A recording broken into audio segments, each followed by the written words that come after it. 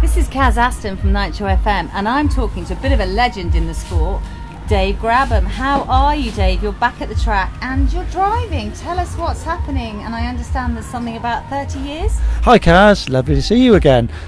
Most people who know me realise I had a non-racing related accident last year, fell over and ended up with a broken hip.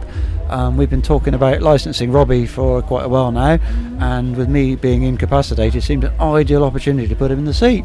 So yeah, He's done that. he sent away, got his little bit of paper that said he could drive. Then he had to get on the track and do it, and prove to Ian Marshall that he could actually do it. Yeah. And he did Easter, then Dragstalgia, got his licence signed off at Dragstalgia, and had his first side-by-side at the National Finals in September. So, what's this 30 years now? I don't believe that looking at you, but tell us about your 30-year thing this year. Right, I'd like to go back to the beginning, Kaz. Okay. In 1974, I left school and I started work at a company called Western Helicopters down at Yeovil in Somerset. There's a guy that a couple of people might have heard of, a chap called Dennis Priddle, used to work there apparently in his younger days. When I started my apprenticeship, I met a chap called Bob Allen, who we became very good friends, and later in 1974 he actually brought me to Santa Pod for my first time. I'd seen custom car magazines and seen the pictures of these big long cars and all that, but it was a bit of an eye-opener when I came.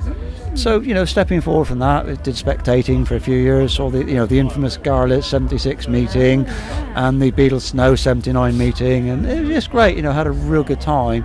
And then in 84, we thought, well, these guys can do it. Perhaps we can have a go. We can do a little bit of welding and they can wield a spanner.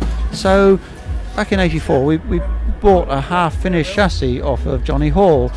We sort of took that home and found an old American engine out of a scrapyard and a gearbox and an axle, and found some wheels and tyres and the sort of thing you do, and a bit of fiberglass body, and we put together a car.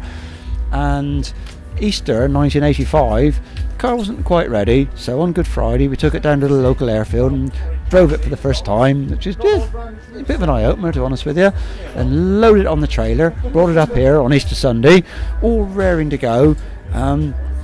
Took it down the track, ran a 16 second in first gear only, and managed to sort that out Sunday night. And guess what, Monday? It rained.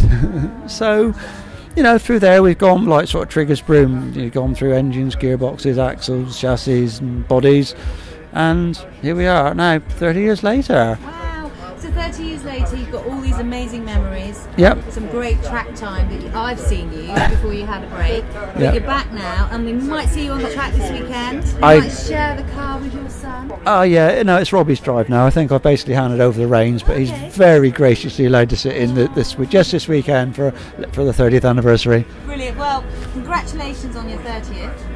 And I can't wait to see you if you make it on the track, if Robbie lets you. But thank you so much. No, thank you, Kaz. Lovely to see you again. You take care.